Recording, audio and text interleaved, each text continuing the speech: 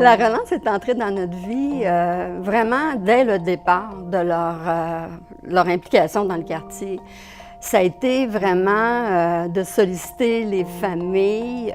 Oui, il y avait un peu de méfiance parce que je pourrais dire que les citoyens, les gens autour se disaient ben, encore une affaire qui ne marchera pas. Là. Moi, j'ai eu la chance d'avoir Sœur Marie-Claire Leduc qui a été derrière moi, qui m'a été un peu mon mentor, qui m'a inspirée. Qui a cru en moi, qui m'a permis justement de reprendre confiance en moi pour reprendre mes études et finalement arriver à un rêve quasiment impossible quand j'étais très jeune, d'arriver à l'université. Le regard qu'on avait sur moi, qu'on avait sur les enfants. Et je pense que c'est ça qui m'a nourrie pour le reste de ma vie, dans le fond.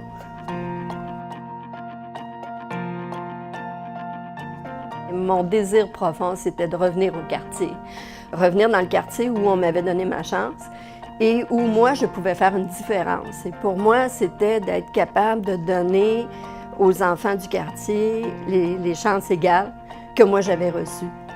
Alors, j'ai travaillé très fort avec Sœur Marie-Claire Leduc et j'ai eu vraiment des citoyens du quartier qui m'ont aidée et j'ai fini par ouvrir le CPE Kéry.